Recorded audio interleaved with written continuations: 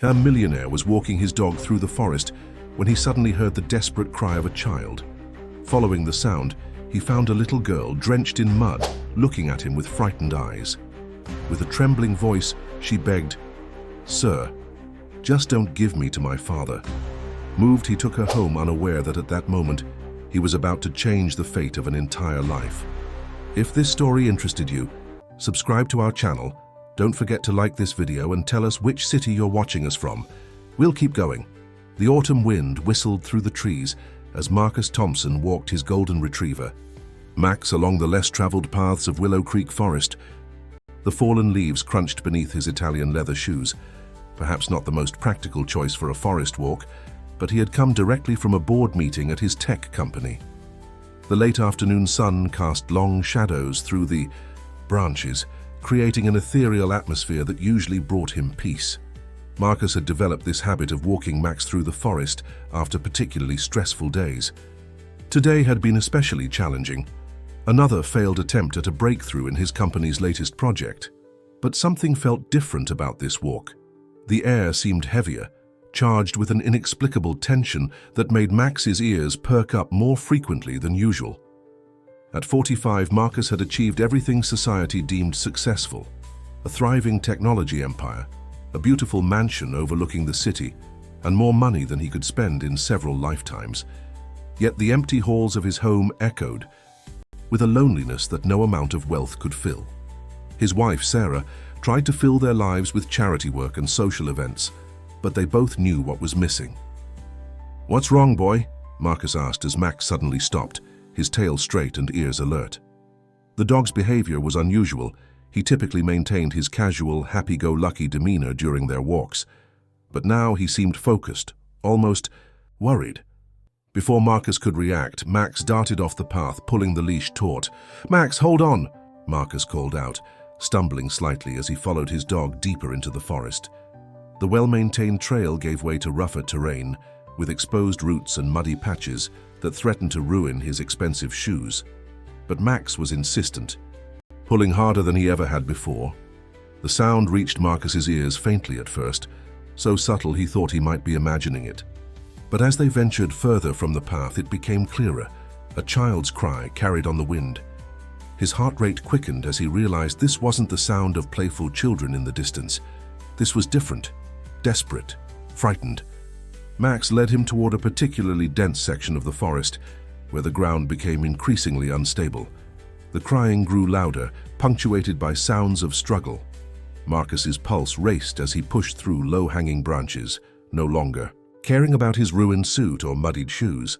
What he saw next made his blood run cold. In a small clearing, partially hidden by thick underbrush, a young girl was struggling in what appeared to be a mud pit. Her small hands grasped desperately at nearby vegetation, but the plants kept coming, loose in her grip. She couldn't have been more than 9 or 10 years old, and her clothes were completely soaked and covered in mud. "Hold on!" Marcus shouted, quickly assessing the situation. The girl's eyes widened with fear at his voice, but she stopped struggling, which was probably saving her from sinking faster. Her face was streaked with tears and mud, and Marcus could see bruises on her arms that didn't look like they came from her current predicament. Looking around frantically, Marcus spotted a fallen branch that seemed sturdy enough. He grabbed it while keeping a firm hold on Max's leash, not wanting his dog to jump in after the girl and potentially make the situation worse. His mind raced through the physics of leverage and weight distribution, skills he hadn't thought about since his engineering days in college. "I'm going to extend this branch to you," he called out, trying to keep his voice calm and steady. "When I do, grab it firmly with both hands. Don't pull too hard at first. Let me do the work of pulling you out. Do you understand?" The girl nodded, her eyes fixed on Marcus with a mixture of hope and terror. He could see she was shivering, whether from fear or cold he couldn't tell. Probably both. As he carefully extended the branch, she reached for it with trembling hands. "That's it. Nice and easy," he encouraged as her small fingers wrapped around the rough bark. "I've got you. Now don't panic, just hold tight." Marcus planted his feet firmly and began to pull, feeling the resistance of the mud trying to keep its prey. Max stood beside him, whining softly, as if understanding the gravity of the situation. Slowly, inch by inch, the girl began to emerge from the mud's grasp. Marcus could see the effort it took her to maintain her grip on the branch, her knuckles white with determination. Finally, with one last strong pull, she came free, stumbling forward onto solid ground. Marcus quickly dropped the branch and reached out to steady her, but the moment his hands touched her shoulders, she flinched violently. Looking up at him with wide, frightened eyes, she whispered words that would change both their lives forever. "Please, sir, just don't send me back to my father." Those 7 words hit Marcus like a physical blow. The girl stood before him, trembling and covered in mud, but it wasn't the cold or the wet clothes that made her shake. It was fear. Pure, undiluted fear that no child should ever have to experience. Max, sensing her distress, gently approached and nuzzled her hand, causing her to start slightly before cautiously patting his head. "My name is Marcus," he said softly, maintaining a careful distance. "And this friendly fellow is Max. What's your name?" He kept his voice gentle, trying to project calm and safety, even as his mind raced with concerns about her condition and what might have driven her to this situation. "Emily," she whispered, her voice barely audible above the rustle of leaves in the wind. "Emily Martinez." She continued petting Max, seeming to draw comfort from the dog's steady presence. Marcus noticed how she kept glancing around, as if expecting someone to emerge from the shadows at any moment. "You're safe now, Emily," Marcus assured her, slowly removing his suit jacket. "You must be freezing. Here." He held out the jacket, waiting for her to take it, rather than moving to put it on her. She hesitated for a moment before accepting it, wrapping the oversized garment around her small frame. "My house isn't far from here," Marcus said, calculating his next moves carefully. "My wife Sarah is there, and we can get you warm and cleaned up. Would that be okay?" He watched as various emotions played across Emily's face. Hope, fear, uncertainty, and something else that looked disturbingly like resignation. "Will you—" she started, then stopped, swallowing hard. "Will you call the police?" The question carried a weight that made Marcus's heart ache. What had this child endured to make her fear both her father and the authorities who should protect her? "Right now, I just want to make sure you're warm and safe," Marcus answered truthfully. "We can figure out the rest together, okay? You don't have to do anything you don't want to do." He saw some of the tension leave her shoulders at his words, though her eyes remained wary. The walk back to Marcus's house was slow and careful. Emily stayed close to Max, keeping the dog between herself and Marcus, which he understood and respected. He used the time to send a quick text to Sarah, giving her a brief heads-up about the situation. His wife's response was immediate and characteristic of her caring nature. "Kitchen will be warm, hot chocolate ready." As they emerged from the forest path onto the manicured grounds of Marcus's estate, he saw Emily's eyes widen at the sight of the mansion. The 3-story Georgian-style home, with its warm brick exterior and welcoming lights glowing in the windows, stood in stark contrast to whatever she had fled from. Sarah was waiting at the kitchen door, her kind face filled with concern, but carefully composed to appear calm and welcoming.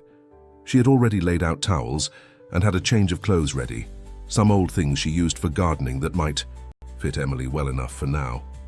"Hello, Emily," Sarah said warmly, not moving to touch or approach the girl. "I'm Sarah. Would you like some hot chocolate? I make it from scratch." She kept her voice light and casual, as if taking in mud-covered. Frightened children was an everyday occurrence. Emily nodded slightly, her fingers still buried in Max's fur. The kitchen was warm and smelled of chocolate and cinnamon, a comforting combination that seemed to help Emily relax slightly.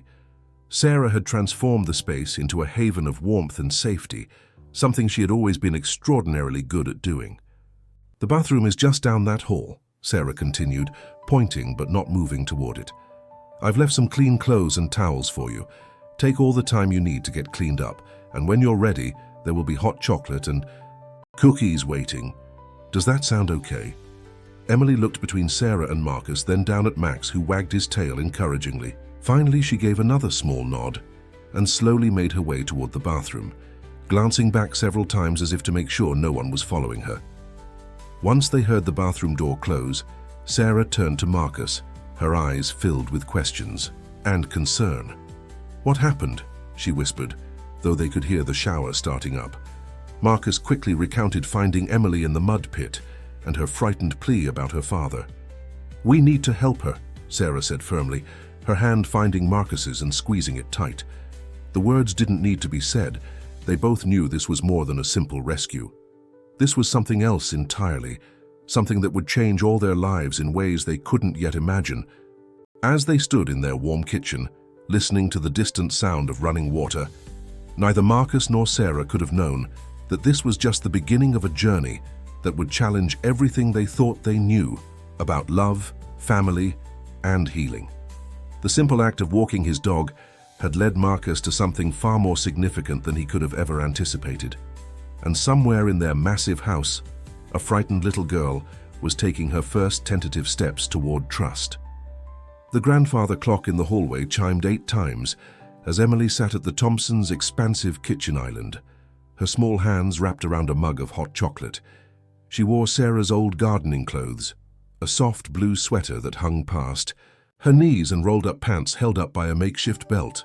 Her dark hair, now clean and damp, fell in waves around her face, partially hiding the fading marks on her neck that made Sarah's stomach clench every time she glimpsed them.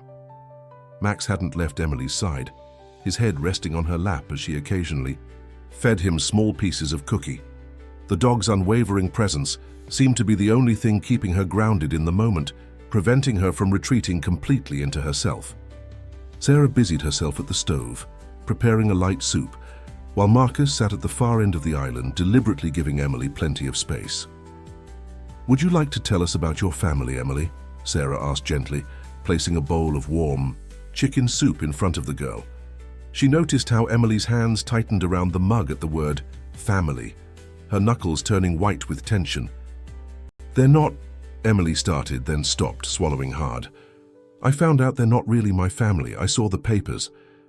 Her voice was barely above a whisper, but in the quiet kitchen, every word carried clearly. "My real name isn't even Emily Martinez. It's Isabella Thompson." Marcus and Sarah exchanged glances, the coincidence of the shared surname not lost on either of them. Sarah pulled out her phone, quickly typing something while trying to appear casual. Emily continued, her words coming faster now as if a dam had broken. "There are 7 of us, 7 kids, but I'm the only one who's not really theirs. They never wanted me to know, but I found the adoption papers when I was looking for my school records." She took a shaky breath, and Max pressed closer to her side. "After I found out, everything made more sense. Why they treated me different, why they—" She trailed off, but her hand unconsciously moved to her arm, where Sarah had noticed bruises earlier. Marcus felt his jaw tighten, but he kept his expression neutral, not wanting to frighten Emily with any display of anger, even if it wasn't directed at her. "You're very brave, Emily. Or Isabella, if you prefer that name," Sarah said softly, sliding onto a stool across from her. Finding out something like that must have been very difficult. She wanted to reach out and hold the girl's hand, but she restrained herself, recognizing that Emily needed space to feel safe. "I like Emily better," she replied quietly, spooning some soup into her mouth. "Isabella feels like a stranger." She ate a few more spoonfuls before speaking again, her voice stronger. "They told everyone I was clumsy. That's why I had bruises. But it was because I didn't do things right. I tried, but I could never be good enough." Marcus stood up slowly, moving to the window to hide the emotion on his face. The city lights twinkled in the distance, a stark contrast to the darkness of Emily's story. Sarah continued the conversation, her voice steady despite the trembling in her hands. "You don't have to go back there, Emily. We can help you." Sarah's words hung in the air, heavy with promise and responsibility. "But we need to do things the right way, through proper channels to make sure you stay safe. Would you be willing to talk to someone who can help make that happen?" Emily's spoon clattered against the bowl as her hand shook. "Will they make me go back?" "Sometimes when other people tried to help, they always made me go back. They said family should stay together." The fear in her voice was palpable, making Max whine softly and press his nose into her hand. "Not this time," Marcus said, turning back from the window. His voice was firm but gentle. "Sarah and I have resources and connections. We can make sure you're protected while everything gets sorted out." He didn't mention that he had already texted his most trusted lawyer, or that Sarah had been researching emergency foster care protocols on her phone. The grandfather clock chimed again, marking the half hour, and Emily's eyes were beginning to droop despite her obvious effort to stay alert. Sarah noticed and stood up, gathering the empty dishes. "Would you like to see your room for tonight? We have several guest rooms and you can choose whichever one you like best." Emily's eyes widened at the word choose, as if the concept of having a choice was foreign to her. She nodded slowly, standing up but keeping one hand buried in Max's fur.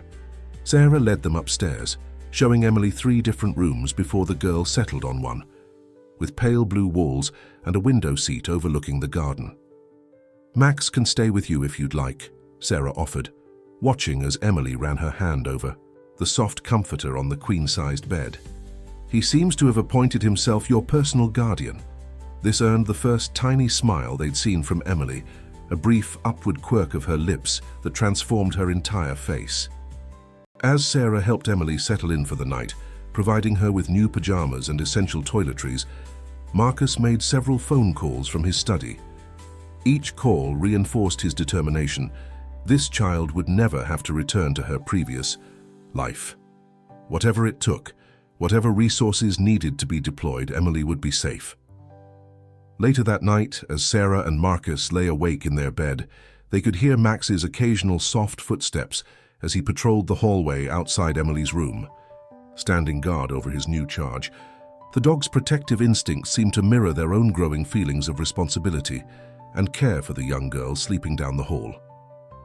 "We can't let her go back," Sarah whispered into the darkness, her hand finding Marcus's under the covers.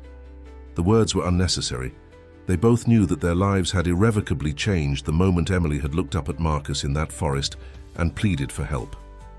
The first rays of dawn were just beginning to paint the sky when Emily woke up, momentarily disoriented by the unfamiliar softness of the bed and the quiet of the room. For a brief, terrifying moment, she thought she had dreamed everything: the escape, the rescue, the kindness of the Thompsons. Then she felt Max's warm presence at her feet, and reality settled back into place. Downstairs, Sarah was already awake, moving quietly through the kitchen as she prepared breakfast. The familiar routine of measuring coffee grounds and heating the griddle helped calm her racing thoughts about what the day might bring.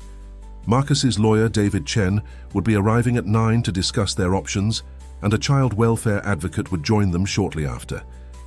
The sound of footsteps on the stairs made Sarah look up. Emily stood in the doorway, still wearing the oversized pajamas they had given her, with Max faithfully at her side. Her hair was tousled from sleep, making her look even younger than her 9 years. "Good morning," Sarah said warmly, keeping her voice light. "Did you sleep well?" She noticed how Emily's eyes darted around the kitchen, taking in all the exits, before she nodded hesitantly. "Would you like to help me make pancakes? They're Marcus's favorite, especially with blueberries." Emily's face lit up with surprise and hope at the invitation. "I can help," she asked, her voice small but eager. "I know how to cook. I used to make breakfast for everyone at the other house." She stopped suddenly, as if afraid she'd said too much. "Well, then you'll have to teach me your secrets," Sarah replied smoothly, pretending not to notice Emily's discomfort. "Come on, you can be my assistant chef." She pulled out a stepping stool, allowing Emily to reach the counter comfortably. As they worked together, Sarah noticed how precise and careful Emily was with each measurement, how she held her breath when pouring the batter, as if terrified of making even the smallest mistake. It broke Sarah's heart to see such anxiety in one so young, but she kept her tone cheerful and encouraging. Marcus found them like that when he came downstairs, Emily concentrating intently on flipping a perfectly round pancake, while Sarah praised her technique. The scene struck him with unexpected force, reminding him of long-ago dreams of family breakfasts and children's laughter filling their home. "Something smells amazing," he announced his presence gently, not wanting to startle Emily. She turned, quickly anyway, almost dropping the spatula, but managed to catch it. The look of relief on her face when she realized she hadn't made a mistake was almost painful to witness. "Emily is a natural chef," Sarah said proudly, setting a plate of Warm pancakes on the island. These might be the best pancakes I've ever seen. The praise brought a flush to Emily's cheeks and the ghost of a smile to her lips. As they sat down to eat, Marcus carefully broached the subject of the coming day. Emily, some people are going to come talk to us today. People who can help make sure you stay safe. They're on your side, I promise. Would that be okay? Emily's fork paused halfway to her mouth, her entire body tensing. Will they tell them where I am? The fear was back in her voice, turning the simple question into a plea. No, Marcus assured her firmly. These people work for us, not for them. Their job is to protect you. He shared a look with Sarah, who nodded encouragingly. In fact, one of them, Ms. Rodriguez, specializes in helping children who need new homes. New homes, Emily whispered, looking between Marcus and Sarah, with a mixture of hope and uncertainty. Max, who had been lying quietly under the table, moved to put his head in her lap, offering silent support. Sarah reached across the table, carefully telegraphing her movement, and placed her hand palm up near Emily's plate. After a moment's hesitation, Emily placed her small hand in Sarah's. If you want, Sarah said softly, this could be your new home, but only if that's what you want. There's no pressure and no rush to decide. The moment was interrupted by the sound of the doorbell. Emily snatched her hand back, shrinking in her chair. Marcus checked his watch. David was early as usual. It's just my lawyer, he explained quickly, seeing Emily's fear. Remember what I said, he's here to help. As Marcus went to answer the door, Sarah stayed with Emily, helping her clear the breakfast dishes and explaining what would happen next. She could see the girl was trying to be brave, but her hands shook slightly. As she dried the plates, "You don't have to talk to them if you don't want to," Sarah assured her. "You can just listen, and if you feel uncomfortable at any time, you can leave the room. Max can stay with you the whole time." Emily nodded, clutching the dish towel like a shield. They could hear voices in the hallway, Marcus and David discussing something in low tones. Sarah knew this was just the beginning of what would likely be a long and challenging process. But looking at Emily's determined little face, she knew it would be worth every difficulty they might face. The sound of more cars pulling up outside made Emily press closer to Sarah's side. Through the kitchen window, they could see several official-looking vehicles parking in the circular driveway. The morning light caught their polished surfaces, creating brief flashes of brightness that seemed to signal the start of something new, something that would change all their lives forever. The Thompsons' elegant living room had never felt so formal as it did that morning, filled with social workers, lawyers, and child advocacy specialists. Emily sat on the plush sofa between Sarah and Marcus, with Max lying protectively at her feet. Her small frame seemed to shrink further with each new person who entered the room. David Chen, Marcus's longtime friend and legal counsel, orchestrated the meeting with practiced efficiency. His gentle demeanor and kind eyes helped set a comfortable tone, despite the serious nature of the gathering. Ms. Rodriguez, the child welfare advocate, sat across from them, her tablet ready to take notes. "Emily," Ms. Rodriguez began softly, "everything you tell us today will help us protect you. You can take your time, and if you don't want to answer something, that's perfectly okay." She paused, making sure Emily understood. "Can you tell us about how you came to live with the Martinez family?" Emily's fingers twisted in the fabric of her borrowed sweater. "I found the papers yesterday," she said quietly. "In a box in the attic. I was looking for my school records, but I found adoption papers instead." Her voice grew stronger as she continued, as if finally telling her story was releasing a weight she'd carried for too long. "They had my real name on them, Isabella Thompson, and it said my birthday is different than what they told me. They said I was born in August, but the papers say April." She glanced up at Marcus and Sarah. "The papers also said my real parents wanted me to have a good life, but..." Sarah felt Emily trembling beside her and instinctively placed a gentle hand on her shoulder. This time, Emily didn't flinch away. Instead, she seemed to draw strength from the contact. Ms. Rodriguez nodded. Encouragingly, "Can you tell us about your life with the Martinez family? What was it like living there?" Emily's next words came out in a rush, as if she feared being stopped. "There were 7 of us kids, but I was the only one who wasn't really theirs. They made sure I knew it even before I found the papers.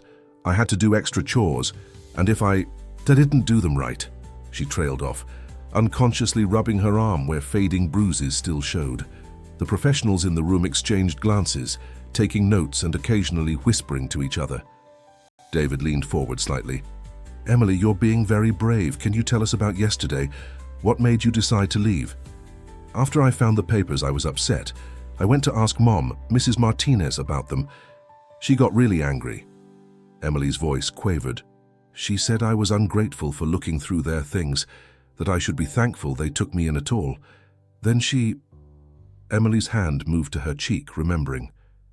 "I ran away.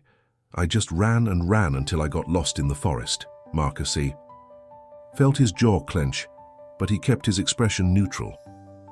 "That's when Max and I found you," he said gently, helping Emily transition past the painful memory. Ms. Rodriguez turned to the Thompsons. "Mr. and Mrs. Thompson, you've expressed interest in becoming Emily's emergency foster parents. Are you aware of what that entails?" "We are," Marcus replied firmly. "We've already begun the process of getting certified. David has helped us prepare all the necessary documentation." He gestured to a thick folder on the coffee table. "We understand there will be home studies, background checks, and training required. We're prepared to do whatever is necessary," Sarah added. "We have more than enough room, resources, and most importantly, love to give. Emily deserves a chance at a real childhood, in a home where she feels safe and valued." The meeting continued for several hours, with various officials asking questions and taking statements. Emily grew increasingly tired, but remained brave throughout, answering what she could and staying silent when memories became too painful. Max never left her side, offering silent comfort whenever she seemed overwhelmed. As the meeting drew to a close, Ms. Rodriguez addressed Emily directly. "Based on what you've told us, and given the visible evidence of your treatment, we believe it would be in your best interest to remain here with the Thompsons while we investigate further. Would you feel safe staying here?" Emily looked up at Sarah and Marcus, then down at Max before nodding slowly. "Yes," she whispered.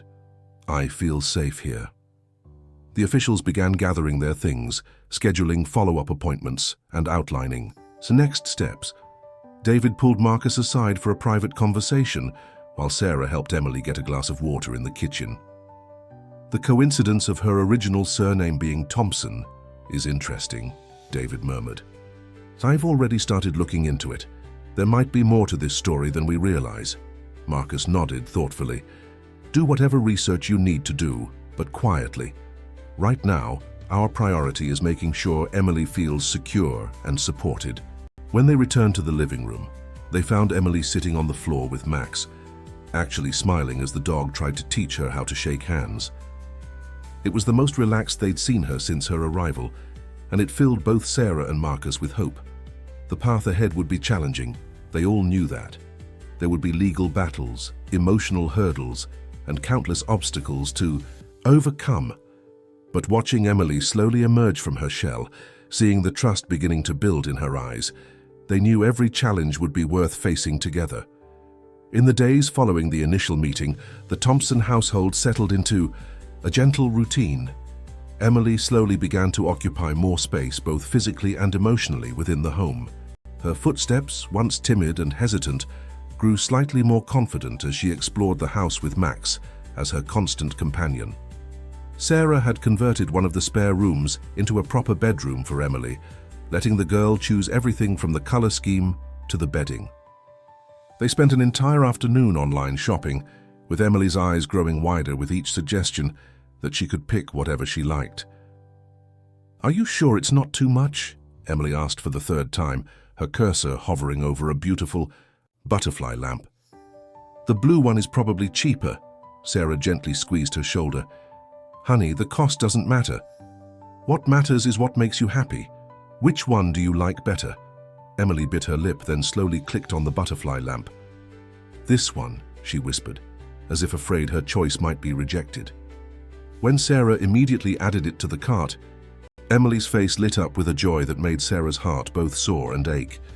Meanwhile, Marcus was in his study, engaged in a serious conversation with David. The lawyer had spent the past few days diving deep into Emily's background, and what he discovered was extraordinary. "The timing matches perfectly," David explained, spreading documents across Marcus's desk. "Your cousin Thomas and his wife were in a car accident while expecting their first child. The baby, a girl, was delivered early but survived. They had named her Isabella Thompson." Marcus stared at the old newspaper clipping, showing a tragic accident from 9 years ago. "But the baby was adopted through proper channels. How did she end up with the Martinez family?" David's expression darkened. "That's where things get complicated. The adoption agency that handled her case was shut down a year later for irregular practices. Several of their placements were questioned, but by then many of the children were already settled in their new homes." "Are you saying—" Marcus trailed off, his mind racing with implications. "I'm saying that Emily, Isabella, is very likely your cousin's daughter, which makes you her closest living relative." David paused, letting the information sink in. "This could significantly strengthen our position in any custody proceedings." Before Marcus could respond, a knock at the study door interrupted them. Sarah stood there with Emily, who was clutching a piece of paper. "Sorry to interrupt," Sarah said, "but Emily has something she'd like to show you." Emily stepped forward hesitantly, then held out the paper. It was a drawing she'd made, a picture of Max, surprisingly well rendered for a 9-year-old, with the Thompson house in the background. But what caught Marcus's eye was the family she'd drawn standing in front of the house. Herself, Max, and 2 adult figures labeled Sarah and Marcus. "It's beautiful," Marcus said softly, taking the drawing. "You're very talented, Emily." He noticed how she'd drawn herself holding hands with both adults, a wish expressed in crayon and paper. David quietly gathered his documents, understanding that this moment was more important than any legal discussion. As he slipped out, he saw Sarah and Marcus exchanging glances over Emily's head, glances full of love, protectiveness, and determination. That evening, as they sat down to dinner, a ritual that was becoming increasingly comfortable for all of them, Emily asked a question that took them by surprise. "What happens if they try to take me back?" The fear in her voice was clear, but there was also a new strength there, the beginning of trust in her newfound protectors. Marcus put down his fork, choosing his words carefully. "Emily, there's something I need to tell you," he began, sharing a look with Sarah. "We've been doing some research about your background, about where you came from before the Martinez family." Emily's hands tightened around her water glass, but she didn't shrink away as she might have days ago. Max, who now had his own spot under the dining room table, pressed against her legs supportively. "It seems that you and I—" Marcus paused, making sure to maintain eye contact with Emily. "We might actually be family. Real family. My cousin was your father." The glass slipped from Emily's hands, but Sarah caught it before it could spill. Emily's eyes were wide with confusion and hope. "Real family," she whispered, "but how?" "There's still a lot we need to figure out," Sarah added gently. "But what matters right now is that you're here with us, and we want you to stay, if that's what you want too." Emily looked between them, her lower lip trembling. Then, in a move that surprised everyone, she stood up from her chair and walked around the table to Marcus. Slowly, carefully, she wrapped her arms around his neck in her first voluntary hug since arriving. "I want to stay," she whispered into his shoulder. "Please let me stay." Marcus held her gently, feeling her small frame shaking with emotion. Sarah moved to join them, enveloping them both in her embrace while Max wagged his tail happily at their feet. In that moment, they were more than just people thrown together by circumstance. They were becoming a family. The revelation of Emily's true connection to the Thompsons brought both comfort and complications. As autumn deepened into winter, the legal proceedings became more intense. The Martinez family, upon discovering Emily's whereabouts, had filed their own custody claim, arguing that they had raised her for 9 years and were her legal guardians. One chilly morning, as frost painted delicate patterns on the windows, Emily sat in her new butterfly-themed room, organizing her growing collection of books. Sarah had discovered Emily's love for reading and had been steadily supplying her with age-appropriate novels and stories. It was during one of these quiet moments that Emily heard raised voices from downstairs.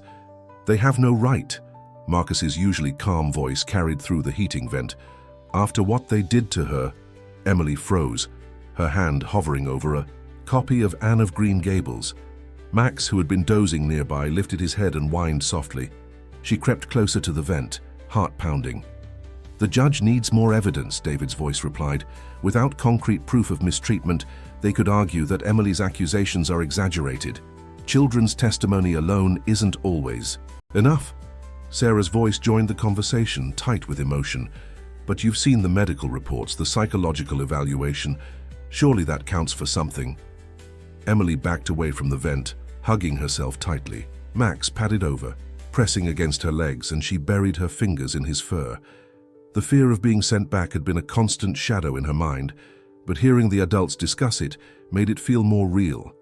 A gentle knock at her door made her jump. "Emily," Sarah called softly. "May I come in?" Emily quickly wiped her eyes and sat back down among her books. "Yes," she answered, trying to keep her voice steady. Sarah entered, taking in the scene, the perfectly arranged books, Emily's slightly red eyes, Max's protective stance. She sat down on the floor beside Emily, maintaining the small distance the girl still sometimes needed. "You heard us talking downstairs, didn't you?" Sarah asked gently. When Emily nodded, Sarah continued, "I'm sorry about that. We should have been more careful." "Are they going to take me back?" Emily's voice was barely audible, but the fear in it was deafening. Sarah moved closer, slow enough for Emily to see she wasn't a threat. "No, sweetheart. Marcus and I won't let that happen. We're just discussing the best way to make sure you can stay with us forever." Emily picked up Anne of Green Gables, running her fingers over the cover. In this book, Anne finds a real home with people who love her, even though she's not their real daughter. "That's right," Sarah smiled, recognizing the parallel Emily was drawing. "And just like Matthew and Marilla fought to keep Anne, we're going to fight to keep you. But Emily, you should know something. You're already our real daughter in every way that matters." Tears welled up in Emily's eyes, but they weren't tears of fear this time. "Even though I'm not perfect, even though I sometimes still get scared and hide." Sarah gently took the book from Emily's hands and set it aside. "Especially then, because that's what families do. They love each other through the scary times and the happy times. And you know what? None of us is perfect. I still get scared sometimes too." Emily looked up in surprise. "You do, but you're so brave." "Being brave doesn't mean never being scared," Sarah explained. "It means doing what's right even when you are scared. Like what you did when you ran away from people who hurt you. That was very brave." A noise from the doorway made them both look up. Marcus stood there, his expression soft as he watched them. "May I join you, ladies?" Emily nodded, and Marcus settled down on her other side, completing their little circle on the floor. Max immediately repositioned himself to keep all three humans in his sight. "I just got off the phone with David," Marcus said, his voice gentle but confident. "He's found something important. Records from the old adoption agency that prove you were never legally adopted by the Martinez family. The paperwork they have is fake." Emily's eyes widened. "What does that mean?" "It means," Marcus explained, "that legally you're still Isabella Thompson, my cousin's daughter. And since Sarah and I are your closest living relatives, we have the strongest claim to adopt you properly." "Really?" Emily whispered, hope blooming in her voice. Sarah reached out slowly, and this time, Emily moved into her embrace without hesitation. "Really?"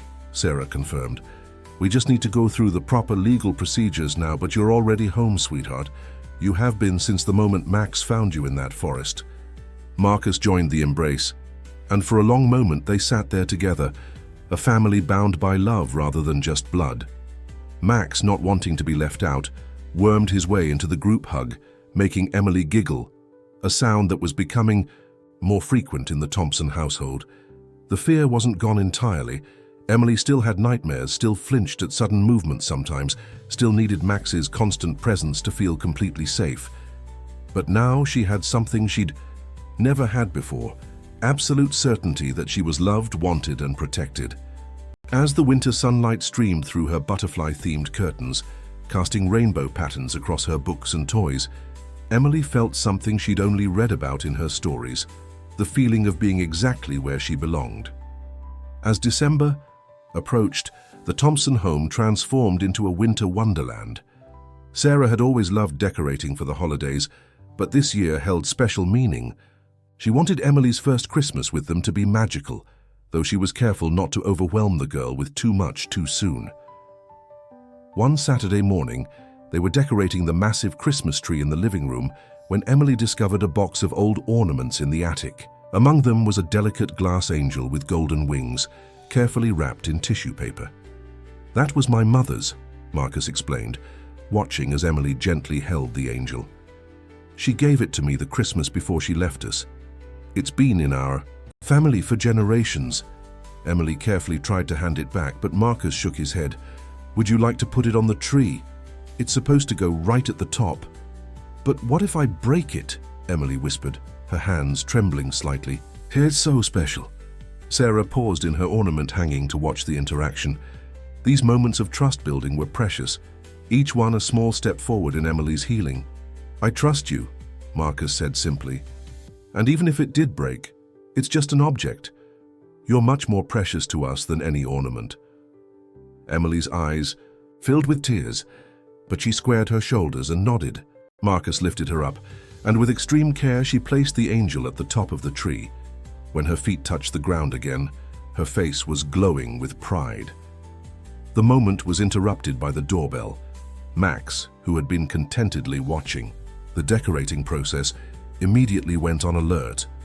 Emily tensed but didn't hide behind Sarah as she would have a few weeks ago. It was David, carrying a thick folder and wearing an unusually bright smile. "I have news," he announced, following them into Marcus's study. "The investigation into the adoption agency has been completed. We have proof that multiple adoptions were handled illegally, including Emily's." Sarah pulled Emily close as Marcus reviewed the documents. "What does this mean for us?" she asked. "It means," David explained, kneeling to Emily's eye level, "that the Martinez family has no legal claim to you. They never did. And since we can prove they knew the adoption was illegal, they're in serious trouble." Emily processed this information, quietly, absently petting Max, who had pressed against her side. "So they can't take me back?" she asked finally. "No, they can't," David confirmed. "In fact, the judge has already granted temporary custody to Marcus and Sarah. The final adoption hearing is scheduled for next month." The news took a moment to sink in. Emily looked up at Sarah and Marcus, her eyes wide with disbelief and hope. "Next month," she whispered. And then I'll really be yours." "You already are," Sarah said softly, hugging her close. "The papers just make it official." Marcus joined them, creating a family group hug that was becoming increasingly common in their household. "David," he said over Emily's head, "stay for lunch. We have something to celebrate." The afternoon turned into an impromptu party. Sarah made Emily's favorite pasta, and they ate in the living room, something that would have never been allowed in the Martinez house. As they sat surrounded by half-decorated Christmas trees and boxes of ornaments, Emily felt brave enough to ask a question she'd been holding inside.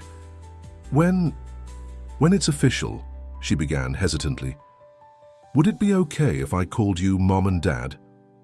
The pasta fork clattered from Sarah's hand, and Marcus had to clear his throat several times before he could speak. "We would love that," he managed finally, his voice thick with emotion. "But only when you're ready." Emily nodded, processing this.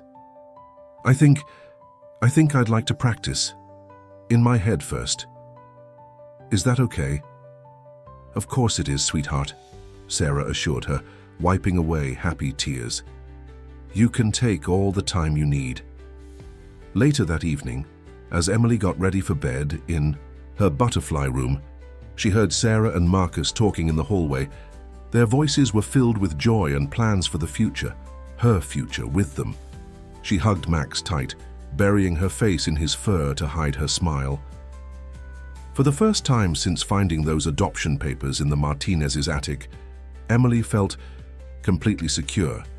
The fear that had been her constant companion was finally beginning to fade, replaced by something warm and bright and wonderful. the feeling of belonging, of being loved not despite her imperfections, but because of them. As she drifted off to sleep, the angel on top of the Christmas tree caught the moonlight, its golden wings spreading protective shadows across her room. In her dreams, she was no longer running away from something, but running toward something instead, toward home, toward family, toward love. The week before Christmas brought another milestone in Emily's journey with the Thompsons. Sarah had enrolled her in a new school, one closer to their home, and today would be her first day. Emily stood in front of her bedroom mirror, tugging nervously at her new uniform, a crisp navy blazer with the school's crest and a pleated skirt. "You look perfect," Sarah assured her, gently smoothing Emily's hair. They had spent the previous evening practicing introductions and going over her schedule until Emily felt comfortable with the routine. Still, anxiety radiated from her small frame. "What if the other kids don't like me?" Emily whispered, voicing her deepest fear. "What if they find out about before?" Sarah knelt beside her, meeting her eyes in the mirror. "Your past is your story to tell or not tell whenever you're ready. And as for the other children, they're going to love you because you're you. Just remember what we practiced. Be yourself." Marcus appeared in the doorway, car keys in hand and Max at his heels. "Ready for your first day, champion?" The nickname had emerged naturally over the past weeks, and Emily had grown to love it. The drive to school was quiet, Emily clutching her new backpack, while Max rested his head on her lap from the back seat. They had obtained special permission for Max to accompany Emily for her first few weeks, helping her transition into the new environment. The school's counselor had been remarkably understanding about Emily's needs. As they pulled up to the impressive brick building, Emily's grip on Max's leash tightened. Sarah and Marcus exchanged glances. They had discussed this moment extensively with Emily's therapist, knowing it would be challenging. "Remember," Marcus said softly as they walked toward the entrance, "Ms. Parker is expecting you in her office first. She'll help you get settled before classes start." The school counselor was waiting for them, her warm smile immediately putting Emily more at ease. "Welcome to Riverside Prep, Emily," she said, bending down to greet Max as well. "I hear you're quite the reader. Our library has a wonderful collection of books I think you'll enjoy." Emily managed a small smile, already feeling more comfortable at the mention of books. As they walked through the quiet halls, they had arrived early to avoid the rush. Ms. Parker pointed out important landmarks: the library, the cafeteria, her classroom. "And this," Ms. Parker said, opening a door, "is our reading garden. Students can come here during lunch or free periods." The small courtyard was beautiful even in winter, with evergreen plants and comfortable benches. "Max will be allowed to stay here with you whenever you need a quiet moment." Emily's eyes lit up at this news. Having a safe space, especially one where Max could stay with her, made the whole prospect of school less daunting. The goodbye was still difficult. Emily hugged both Sarah and Marcus tightly, and for a moment, they thought she might change her mind about staying. But then she straightened her shoulders, adjusted her blazer, and whispered, "I can do this." "Yes, you can," Sarah agreed, fighting back tears of pride. "We'll be right here at 3 o'clock to pick you up. And we can get ice cream afterward to celebrate your first day," Marcus added, earning the first real smile of the morning. They watched as Emily walked into her classroom, Max padding faithfully beside her. Through the window they could see other students gathering around, excited to meet both the new girl and her dog. Emily's posture was tense but determined. "She's going to be okay," Sarah said, though whether she was reassuring Marcus or herself wasn't clear. The day seemed endless to Sarah and Marcus. They both tried to work, but found themselves checking their phones constantly for any messages from the school. None came, which was a good sign, but it didn't stop them from worrying. At precisely 3 o'clock, they were waiting in the car line. Emily emerged from the building surrounded by a small group of girls, all talking animatedly. Max trotted beside her, tail wagging, looking pleased with himself. "Mom, Dad," Emily called out, then froze, realizing what she'd said. It was the first time she'd used those words out loud, and they had come so naturally she hadn't even thought about it. Sarah and Marcus exchanged emotional glances, but kept their reactions calm, not wanting to overwhelm Emily or make her self-conscious about the moment. "How was your day, champion?" Marcus asked as Emily climbed into the car, her face flushed with excitement. "It was good," Emily said, sounding almost surprised. "Really good. Sarah, Mom, you were right about being myself. Katie and Lucy asked me to sit with them at lunch, and they love Max. And the library is amazing. Miss Parker showed me where all the fantasy books are, and I can check out 3 at a time." As Emily chatted about her day, Sarah reached over and squeezed Marcus's hand. Their daughter, and how wonderful it felt to think of her that way, was blooming before their eyes. The scared, silent girl from the forest was slowly being replaced by a confident, happy child. "Oh," Emily exclaimed, digging in her backpack. "I almost forgot. We're having a holiday concert next week, and Ms. Andrews asked if I wanted to join the choir. Could I, please?" She held out the permission slip, hope shining in her eyes. "Of course you can," Sarah assured her, taking the form. "We'll be right there in the front row." "The whole front row?" Emily asked hesitantly. "Even Max?" Marcus laughed. "Especially Max. He's your biggest fan after us, of course." Emily settled back in her seat, a contented smile on her face. As they drove toward the ice cream shop, she hummed softly, a Christmas carol she must have learned in music class. The sound filled the car with joy, a perfect harmony to the happy beating of their hearts. The holiday concert at Riverside. Prep was a grand affair, with the auditorium decorated in twinkling lights and evergreen garlands. Emily stood backstage with the other choir members, all dressed in matching white robes with red sashes.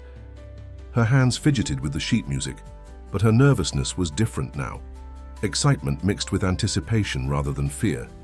"You'll do great," Katie whispered, squeezing her hand. In the weeks since Emily had started school, Katie had become her closest friend. They shared a love of books and had spent countless lunch periods in the reading garden, taking turns reading chapters aloud while Max dozed in the winter sunshine. Through the curtain, Emily could see Sarah, Marcus, and Max sitting in the front row.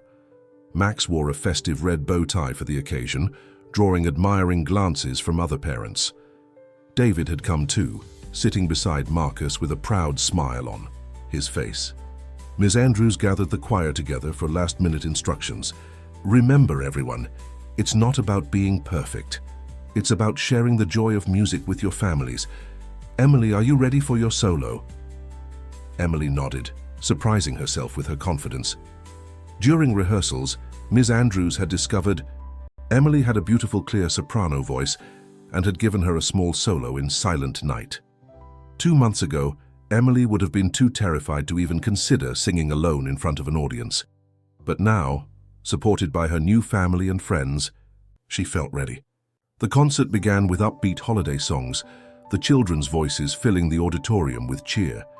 Emily sang with all her heart, her eyes occasionally meeting Sarah's or Marcus's, drawing strength from their encouraging smiles.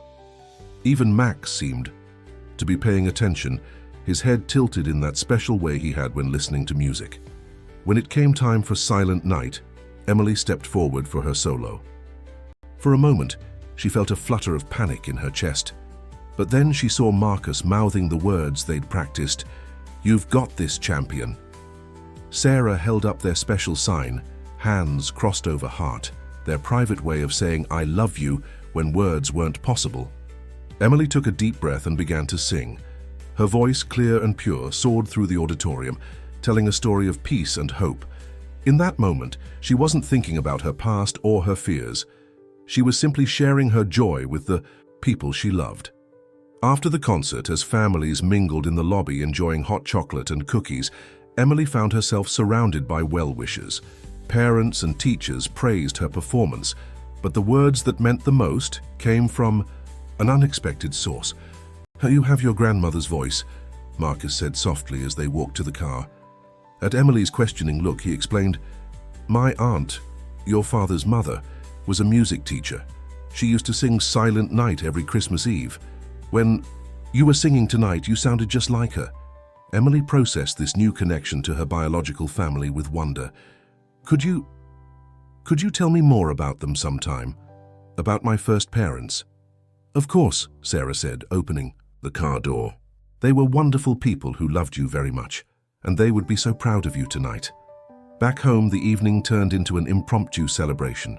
Sarah had prepared Emily's favorite hot chocolate with extra marshmallows and a dash of cinnamon, and they sat in the living room, the Christmas tree lights casting a warm glow over everything. "I have something for you," Marcus said, retrieving a small package from his study. "We were going to wait until Christmas, but it feels right to give it to you now." Emily carefully unwrapped the gift to find a silver locket. Inside were 2 photos, one of her biological parents smiling at their wedding, and one taken recently of her with Sarah, Marcus, and Max. "Both of your families," Sarah explained gently. "Both part of who you are." Tears filled Emily's eyes as she traced the photos with her finger. Can you help me put it on?" she asked Marcus, her voice thick with emotion. As Marcus fastened the locket around her neck, Emily looked at her reflection in the window. The girl who looked back at her was different from the one who had run into the forest months ago. This girl had hope in her eyes and love in her heart. This girl belonged. "Thank you," she whispered, turning to hug both Sarah and Marcus. "For everything. For finding me, for wanting me, for being my parents." Max joined their group hug, tail wagging, and Emily giggled as he tried to lick everyone's faces at once. The sound of her laughter mixed with the soft glow of the Christmas lights and the lingering echoes of her song, creating a perfect moment of family harmony. The week before the final adoption hearing brought an unexpected challenge. Emily was helping Sarah organize old photographs in the family room. When the doorbell rang, Max's ears perked up, but his tail kept wagging, a sign that the visitor was familiar. Moments later, David appeared in the doorway, his expression unusually serious. "Emily," he said gently, settling into an armchair, "I need to talk to you about something important." He waited for Sarah to sit beside Emily on the sofa before continuing. "The judge who's handling your adoption wants to speak with you before making the final decision." Emily's hands froze on the photo album in her lap. Just talk," she asked, her voice barely a whisper. "Yes, just talk," David assured her quickly. "It's standard procedure in adoption cases. The judge wants to make sure you feel safe and happy here, and that this is what you want." Sarah could feel Emily trembling slightly beside her. "When?" the girl asked. "Tomorrow morning," David replied. "I know it's short notice, but Judge Roberts had a cancellation in her schedule. She's actually very kind. She specializes in family court cases and has helped many children find their forever homes." Emily was quiet for a long moment, absently stroking Max's head as he pressed against her knees. Finally, she looked up at Sarah. "Will you and Dad be there?" Sarah's heart warmed at Emily's use of Dad. It was becoming more natural every day. "We'll be right outside the judge's chambers the whole time, and Max can go in with you if Judge Roberts allows it." "As she already has," David confirmed with a smile. "I made sure to ask about that specifically." That evening, Emily was unusually quiet during dinner. Marcus tried to keep the conversation light, sharing funny stories from his day at work, but Emily merely pushed her food around her plate, lost in thought. Later, as Sarah was helping Emily get ready for bed, the girl finally voiced her fears. "What if I say the wrong thing? What if the judge doesn't think I should stay with you?" Sarah sat on the edge of Emily's bed, patting the space beside her. Emily crawled up, bringing her favorite stuffed animal, a plush butterfly Marcus had bought her, with her. "Sweetheart, there are no wrong answers when you're telling the truth," Sarah said softly. "Judge Roberts just wants to hear how you feel, and you know what? I think once she sees how much we love each other, she'll understand that this is exactly where you belong." Emily fiddled with the butterfly's wings. Could you help me practice like we did before my first day of school?" "Of course," Sarah smiled. She shifted to face Emily more directly. "Let's pretend I'm Judge Roberts. What would you want to tell me about living here?" Emily thought for a moment, then straightened her shoulders. "I would say that I feel safe here. That Mom and Dad, I mean you and Marcus, never yell or hurt me even when I make mistakes. That Max helps me when I'm scared, and I have my own room with butterflies, and that I love you." Tears welled in Sarah's eyes, but she blinked them back. "That's perfect, sweetheart. Just perfect." The next morning, Emily stood before her mirror again, this time wearing a pretty blue dress that brought out her eyes. Sarah had helped her style her hair with a matching ribbon, and the silver locket from Christmas hung around her neck. The courthouse was less intimidating than Emily had imagined. The walls were painted in warm colors, and there were children's drawings displayed in some of the hallways. Max walked beside her, sporting his therapy dog vest, his presence a constant comfort. Judge Roberts turned out to be a grandmotherly woman with kind eyes and silver hair. Her chambers looked more like a cozy living room than an office, with comfortable chairs and even a small fish tank bubbling quietly in the corner. "Hello, Emily," the judge said warmly. "And who is this handsome fellow?" She bent to greet Max, who immediately offered his paw. "This is Max," Emily replied, already feeling more at ease. "He found me in the forest when I was lost." "Did he now?" Judge Roberts settled into her chair, genuinely interested. "Would you tell me about that?" Data. And so Emily did. She told the judge about running away from the Martinez house, about being scared and cold in the forest, about Marcus and Max finding her in the mud. She explained how Sarah had made her hot chocolate and given her clean clothes, how they had protected her and made her feel safe for the first time she could remember. "And now?" Judge Roberts asked gently. "How do you feel living with the Thompsons?" Emily touched her locket, drawing strength from the photos inside. "I feel like I finally found where I'm supposed to be. Like I have a real family who loves me just the way I am." The judge nodded, making a few notes. "I understand you're doing well in school too. Miss Parker sent me a glowing report about your progress." "I love school now," Emily said, warming to the subject. "I have friends and I get to read lots of books, and I even sang a solo in the Christmas concert." "That's wonderful," Judge Roberts smiled. She leaned forward slightly. "Emily, I just have one more question. Is there anything else you'd like to tell me about living with Sarah and Marcus? Anything at all?" Emily thought for a moment, then spoke from her heart. "They're teaching me that it's okay to be happy, that I deserve to be loved, and—" She hesitated, then continued bravely, "They're teaching me that family isn't about where you came from, it's about who loves you and keeps you safe." Judge Roberts wrote something in her file, then closed it with a decisive motion. "Thank you, Emily. You've been very helpful. Would you like to go get your parents now?" Emily's face lit up at the word parents. She hurried to the door, Max trotting beside her, ready to bring Sarah and Marcus into the chambers. As she reached for the handle, she felt lighter somehow, as if sharing her story had lifted a weight she hadn't even known she was carrying. Sarah and Marcus sat in the courthouse hallway, trying to remain calm as they waited. The minutes crawled by like hours, until finally the door opened and Emily appeared, her face glowing. Max bounded out beside her, tail wagging enthusiastically. "Judge Roberts would like to see you both," Emily announced, reaching for their hands. Her small fingers intertwined with theirs as she led them into the chambers, a gesture that spoke volumes about how far she'd come from the frightened girl who once flinched at any touch.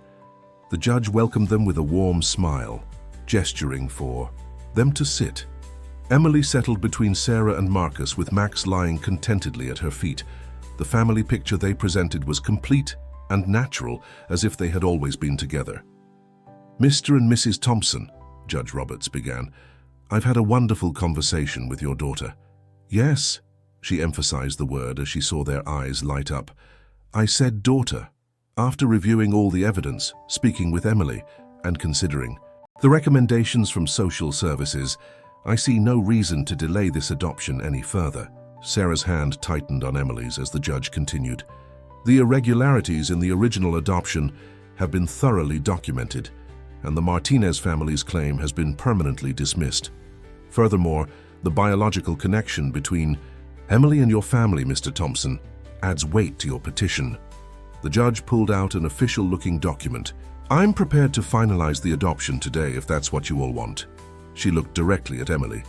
"Is that what you want, sweetheart?"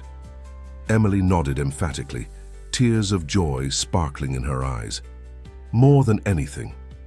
The next few minutes were a blur of signatures and official stamps, but finally Judge Roberts sat back with a satisfied smile.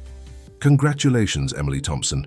You are now legally and irrevocably part of this family." Emily threw her arms around Sarah and Marcus, no longer holding back her tears. Max joined in the celebration, barking joyfully and wagging his tail so hard his whole body wiggled. Even Judge Roberts dabbed at her eyes with a tissue. David, who had been quietly observing from the corner, stepped forward with a camera. "I think this calls for the first official family photo, don't you?" They gathered together in front of the judge's desk, Emily in the middle with Sarah and Marcus on either side, and Max sitting proudly in front. The love and joy radiating from their faces made the photo absolutely perfect. As they left the courthouse, stepping into the bright winter sunshine, Emily skipped between her parents, unable to contain her happiness. "Can we get ice cream too?" "Celebrate?" she asked, then added with a grin, "It's a family tradition, right?" "Absolutely," Marcus laughed, swinging her hand. "And maybe we could stop by the bookstore too. Every special occasion deserves a new book." Emily's face lit up even more, if that was possible.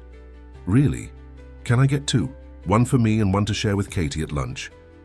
"I think that can be arranged," Sarah smiled, loving how thoughtful their daughter was, always thinking of others. At the ice cream parlor, Emily savored her triple chocolate sundae while Sarah and Marcus shared knowing looks over their cups of coffee. Their family was finally, officially complete. The journey hadn't been easy, but every challenge had been worth it to reach this moment. "Mom?" Emily asked, carefully wiping ice cream from her chin. "Can we put the adoption paper in a frame? I want to hang it in my room next to my school pictures." "Of course we can, sweetheart," Sarah replied. "And maybe we could put it right next to that beautiful family photo we took today." Emily nodded enthusiastically, then grew thoughtful. "You know what? I think Max knew all along that we were supposed to be a family. That's why he found me in the forest that day." Marcus reached over to ruffle Max's ears. "I think you might be right, champion. Dogs have a special way of knowing these things." As they finished their ice cream and headed to the bookstore, Emily walked between her parents, her steps light and confident. The silver locket bounced gently against her chest, carrying the photos of both her past and her present, a reminder that love could build bridges across any distance, heal any wound, and create something beautiful from even the darkest beginnings. The fear and uncertainty that had once defined Emily's life had been replaced by security and joy. She had found not just a house to live in, but a true home, not just guardians, but parents who loved her unconditionally. And most importantly, she had found herself, a brave, loving girl who deserved all the happiness in the world. Spring arrived in a burst of color, transforming the Thompson Estates gardens into a wonderland of blooming flowers. Emily had discovered a passion for gardening, spending weekends helping Sarah plant new butterfly bushes and learning the names of different flowers. The reading garden at school had inspired her to create her own special spot in their backyard. One sunny Saturday morning, Emily stood in her designated garden patch, wearing overalls covered in cheerful butterfly patches and matching gardening gloves that Sarah had surprised her with. Max lounged nearby, occasionally helping by digging holes, though not always where they were needed. "Mom," Emily called out, examining a cluster of sprouting plants. "I think the seeds we planted are finally growing. The ones from Grandmother. Thompson's garden." Sarah came over to look, smiling at the tiny green shoots pushing through the soil. After the adoption, Marcus had taken them to visit his aunt's old house, now maintained as part of the family estate. Emily had been enchanted by the beautiful garden there, and the caretaker had given her some seeds from the original plants. "Your grandmother would be so proud," Sarah said, kneeling beside Emily.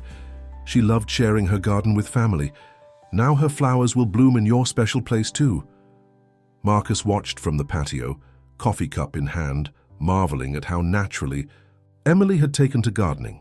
She approached it with the same careful attention she gave to her books, researching each plant and creating detailed plans for her garden's layout. "Dad!" Emily waved him over excitedly. "Come see what Max found." She pointed to a corner of the garden where Max was gently pawing at something. As Marcus approached, he saw a small butterfly emerging from its chrysalis, wings still wet and crumpled. "It's perfect timing," Emily explained, her voice filled with wonder. "I just finished reading about monarch butterflies in science class.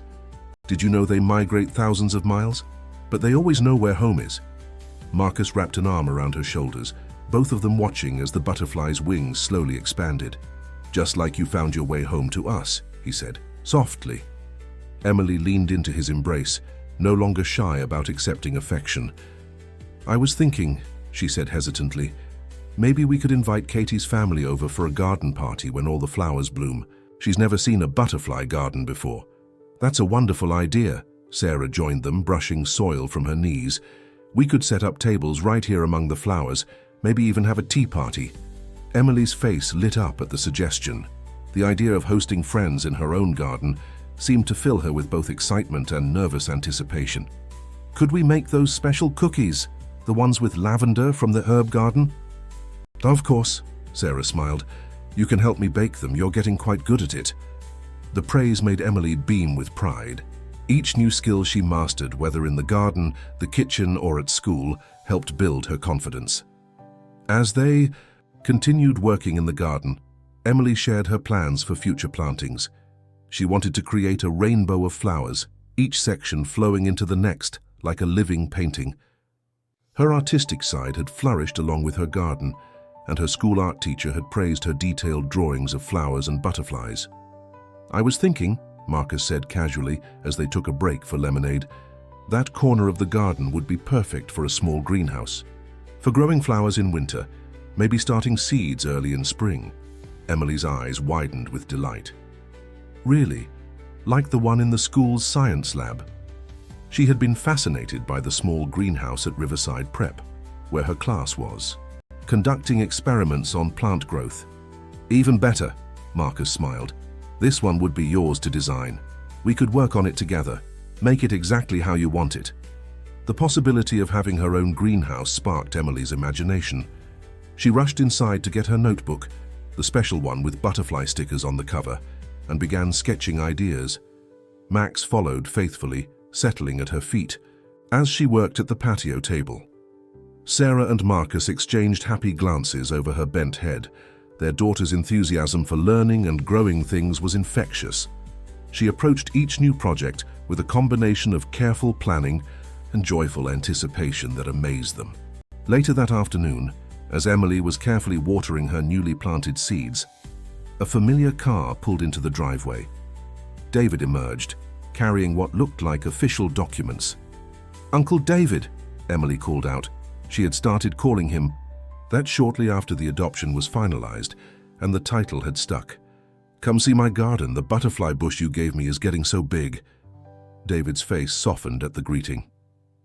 He had become a regular visitor to the Thompson home, and Emily's transformation from the scared child he'd first met to this confident, happy girl never failed to move him. "It's beautiful," he said, examining the flourishing plants. "And I have something here that might interest you." He held up the papers. "Remember how we talked about making everything official? Well, these are your new birth certificate and social security card, with your new name, Emily Isabella Thompson." Emily took the documents with reverent hands, tracing her finger over the name. "It's really real," she whispered. "Everything's really real now." "It always was," Sarah assured her, wrapping her in a hug. "But yes, now it's official in every way possible." As the sun began to set, casting long shadows across Emily's garden, the family sat together on the patio, planning future projects and sharing dreams. The butterfly they had watched emerge, earlier now fluttered among the flowers, its wings catching the golden light, a perfect symbol of transformation and new beginnings. The garden party preparations were in full swing on a perfect spring morning. Emily had spent weeks ensuring every flower bed was perfect, carefully tending each plant and making sure the paths between them were neat and welcoming. Sarah helped her set up small tables among the flowers, each one decorated with fresh bouquets from Emily's garden. "The lavender cookies are cooling," Sarah announced, bringing out a tray that filled the air with a sweet, herbal fragrance.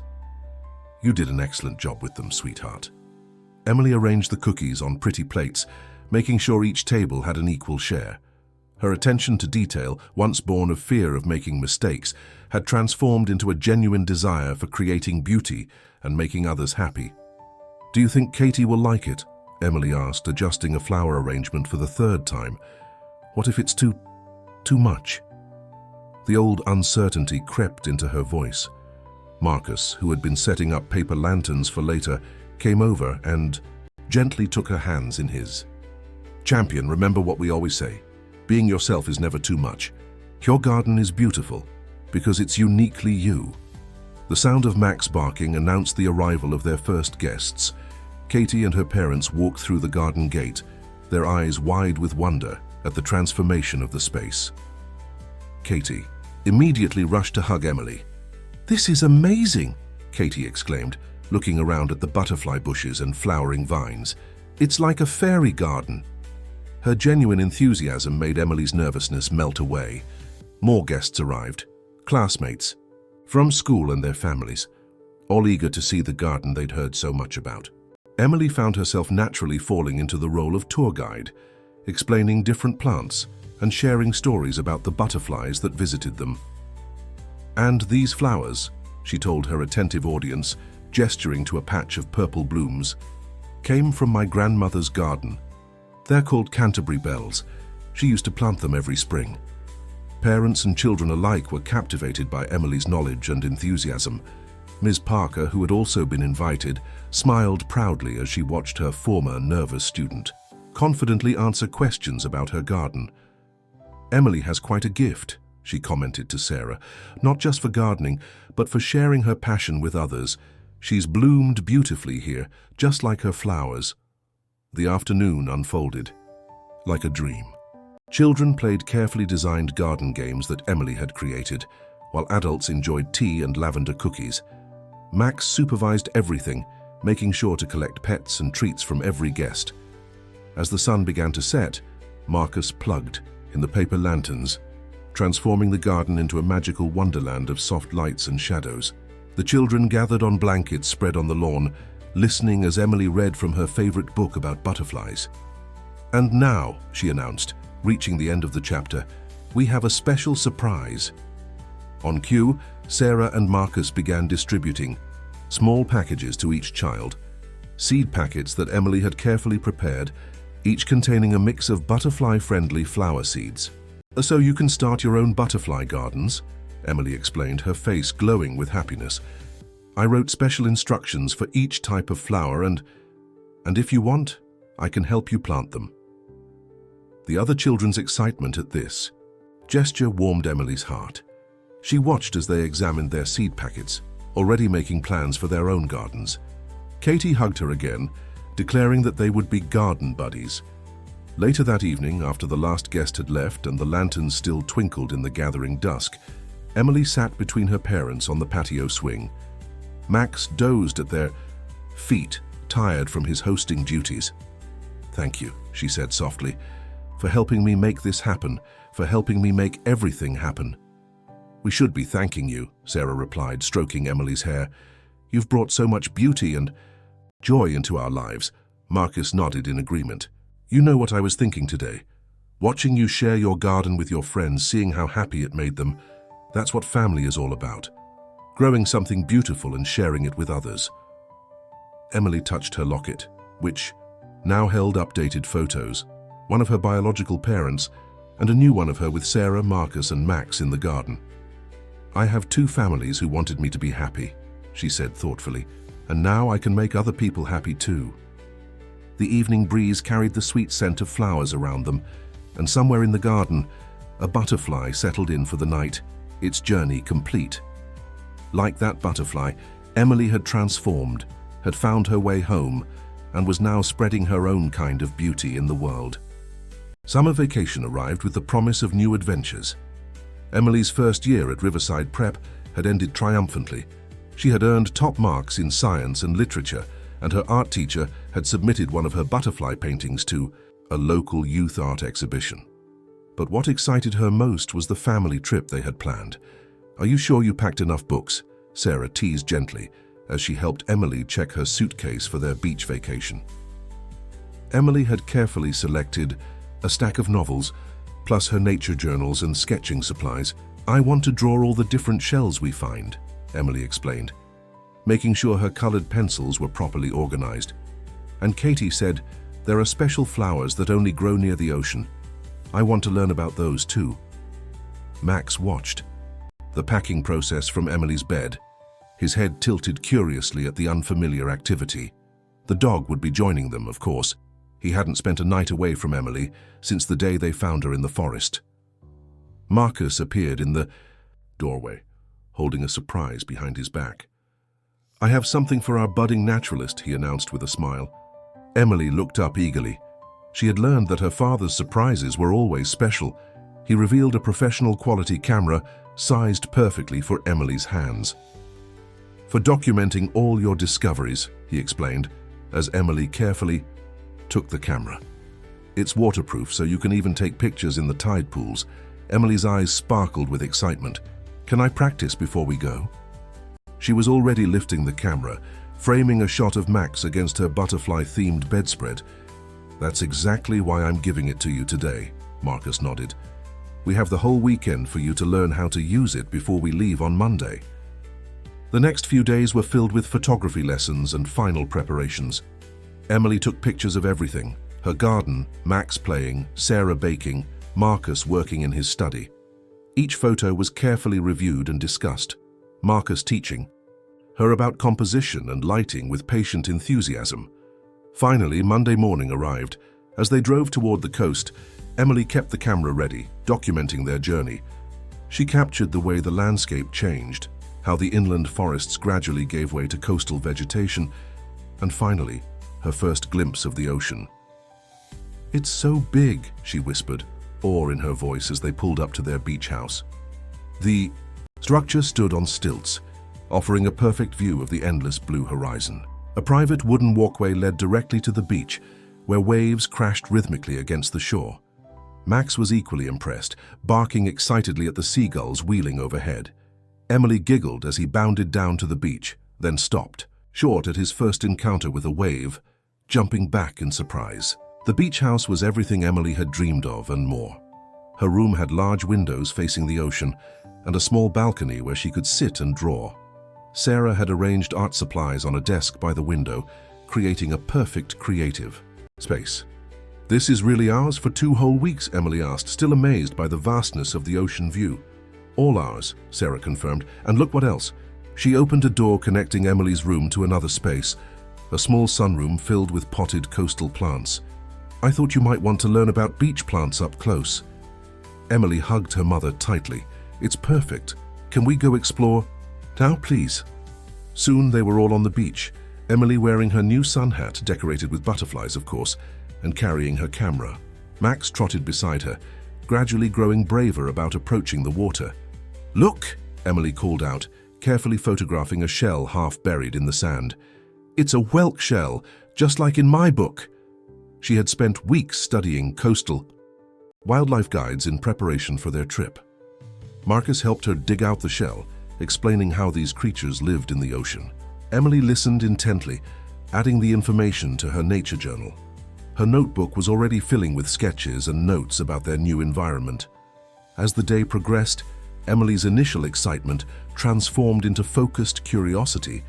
She created careful collections of different shells, photographing each one and noting its characteristics. Sarah helped her identify various coastal plants, while Marcus taught her about the tide patterns. That evening, they sat on the beach house's wide porch, watching the sunset paint the sky in brilliant colors. Emily was reviewing her photos on the camera's display screen, quietly content with her day's discoveries.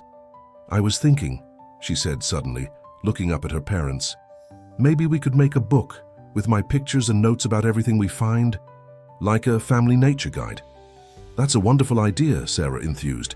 "We could add to it every year when we come back." Emily's face lit up. "We can come back. This can be like a family tradition." "Absolutely," Marcus assured her. "Every summer if you'd like. And maybe next year we can explore a different beach, see what new things we can discover." As stars began appearing in the darkening sky, Emily curled up between her parents on the porch swing, Max dozing at their feet. The sound of waves provided a soothing backdrop to their quiet conversation about plans for the days ahead. "You know what I love most about the ocean?" Emily asked sleepily. "It's like my garden, always changing but always there, always home." Sarah and Marcus exchanged touched glances over their daughter's head. Emily's ability to find beauty and meaning in the world around her never ceased to amaze them. Her journey from that frightened girl in the forest to this confident, curious child had been remarkable to witness. The ocean breeze carried the salt scent of adventure, promising 2 weeks of discovery and family bonding. Emily's camera sat ready on a nearby table, waiting to capture each precious moment of their time together. This vacation was more than just a trip to the beach.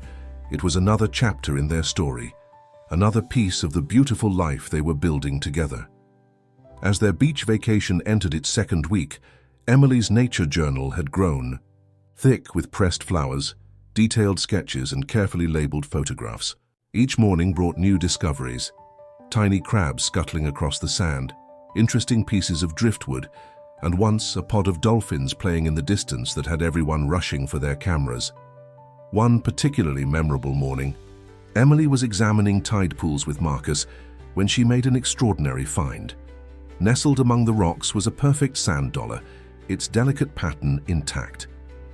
"Dad, look!" she exclaimed, carefully lifting it from the shallow water. "I've never seen a whole one before." Her excitement drew Sarah and Max over from where they had been walking along the shoreline. "That's quite a treasure," Sarah remarked, watching as Emily gently cleaned the sand dollar with ocean water. "Do you know the legend about sand dollars?" Emily shook her head, cradling her find protectively. Max sniffed at it curiously, his tail wagging in shared excitement. "Well," Sarah began, sitting down on a nearby rock, "some people say that sand dollars are like coins left behind by mermaids. But the real story is even more special. If you look closely at the pattern, you can see it tells a story of peace and love." Marcus joined in, adding details about the sand dollar's natural history, while Emily examined her treasure with renewed wonder. She took several photographs, wanting to capture every detail of the pattern. "Can I keep it?" she asked, already planning where she would display it in her room back home. "I promise to take good care of it." "Of course you can," Marcus smiled. "It's a perfect addition to your collection of natural treasures." Later that afternoon, while Sarah and Marcus prepared lunch in the beach house kitchen, they watched through the window as Emily sat on her balcony, carefully adding the sand dollar to her nature journal. She had arranged her shell collection on a small table, photographing each piece and writing detailed descriptions. "She's come so far," Sarah mused, chopping vegetables for a salad. "Remember how scared she was to even touch anything in our house when she first came to us?" Marcus nodded, his heart full of pride and love for their daughter. "And now look at her, confident, curious, sharing her discoveries with everyone. Did you see how she taught Katie's little brother about shells during their video chat yesterday?" Their conversation was interrupted by Emily bursting into the kitchen, her journal hugged to her chest. "Mom, Dad, I just had the best idea." Her eyes were bright with excitement. "Could we make a special display case for the sea treasures like the one in the Natural History Museum we visited, but maybe with photographs of where we found everything?" "That sounds wonderful," Sarah encouraged. "We could put it in the family room, right next to your butterfly garden photos." Emily's face glowed with happiness. "And maybe we could add things from other family trips too, like a collection of memories." "I think that's a perfect idea," Marcus agreed. "We could call it our family treasury." Over lunch on the porch, they planned the display case together. Emily sketched designs in her journal, adding notes about which photographs to include. Max lounged nearby, occasionally perking up at the mention of his name as they recalled various beach adventures. "We should include a picture of Max's first swim," Emily giggled, remembering how their usually brave dog had been so cautious about the waves at first. Now he happily splashed in the shallows, chasing seabirds and playing in the surf. As the afternoon sun began to sink toward the horizon, the family took their daily sunset walk along the beach. Emily brought her camera, as always, but today she asked a passing beachgoer to take a family photo of all of them, including Max. "For the treasury," she explained as they posed together, the golden light of sunset creating a perfect backdrop. "Because the best treasures aren't things, they're moments like this." Sarah and Marcus exchanged touched glances at their daughter's words. Emily's ability to see the deeper meaning in simple moments continued to amaze them. She had transformed not only her own life but theirs as well, teaching them to see the world through her eyes, full of wonder, possibility, and love. That evening, as they sat around a small bonfire on the beach, with proper permits and safety measures, of course, Emily worked on the final pages of her vacation journal. She had saved space at the end for their family photo and a special entry. "What are you writing?" Sarah asked, noting the concentrated look on Emily's face. Emily looked up, the firelight dancing in her eyes. "I'm writing about treasure, about how I thought I was lost in that forest, but really I was just finding my way to the biggest treasure of all, our family." Marcus pulled her close for a hug, his heart too full for words. Max settled his head on Emily's lap, and Sarah wrapped an arm around all of them. Together they watched the stars emerge over the ocean, each lost in thoughts of how perfectly their lives had woven together. The beach house lights glowed warmly behind them, and the sound of waves provided a gentle soundtrack to their quiet evening. Emily's journal lay open on her lap, the pages filled with memories of their vacation, not just shells and flowers, but moments of laughter, discovery, and love. Each entry was a testament to the journey they had taken together, from that fateful day in the forest to this peaceful evening on the beach. 1 year had passed since that life-changing day in Willow Creek Forest. The seasons had come full circle, and autumn once again painted the trees in brilliant colors. Emily stood at the edge of the forest trail, her hand resting on Max's head, looking at the spot where her new life had begun. "Are you sure about this?"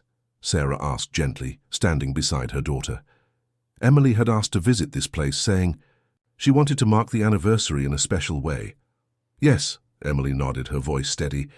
"I brought something to leave here." She opened her backpack and carefully removed a small butterfly house she had built with Marcus in his workshop. It was beautifully crafted, painted with scenes from her garden, with small openings perfect for butterflies to find shelter. Marcus helped her secure it to a sturdy tree branch, positioned so it could be seen from the trail but wouldn't disturb the natural environment. "What made you think of this, champion?" Emily adjusted the butterfly house slightly, making sure it was perfect. "Well, this place, it was scary for me once, but it's also where Max found me, where you found me, where our family started. I thought maybe we could make it a happy place now, a safe place for other creatures who need shelter." Sarah wiped away tears as Emily continued, "And I thought maybe someday another little girl might walk past here and see butterflies, and it would make her smile. Like how seeing the butterflies in my garden makes me happy now." They stood together, watching as a red and black admiral butterfly investigated the new addition to its forest home.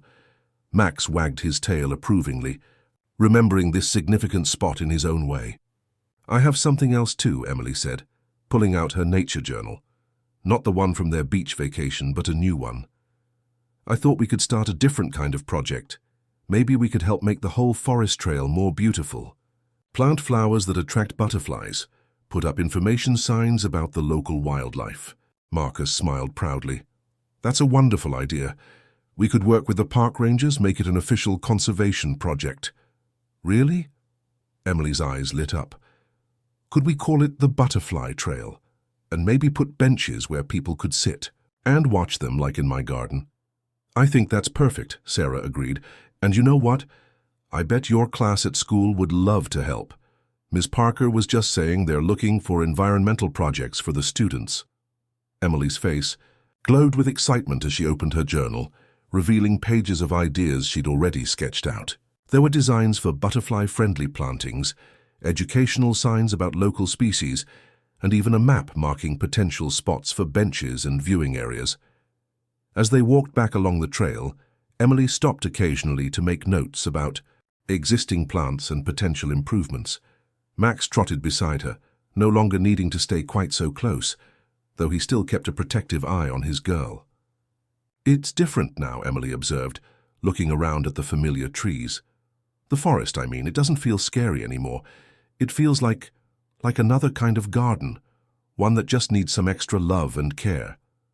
They emerged from the forest to find David waiting by their car, a manila envelope in his hands.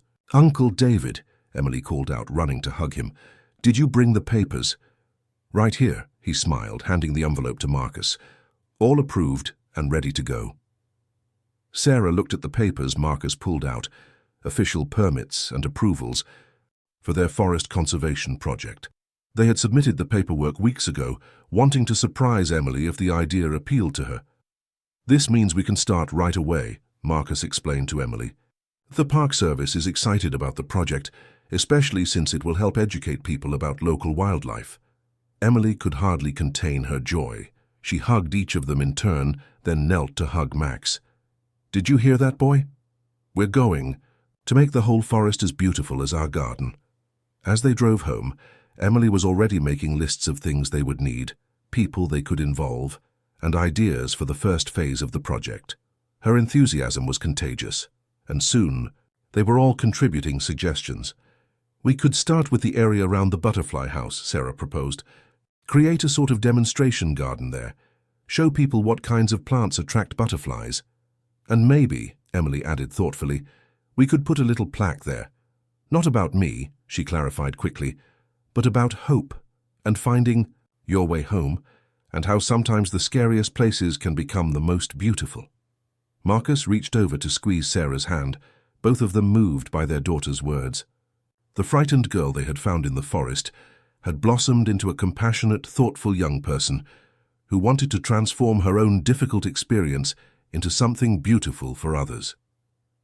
That evening, as Emily worked on more detailed plans for the butterfly trail in her journal, Max dozing at her feet, she looked up at her parents with an expression of complete contentment. "You know what?" she said softly.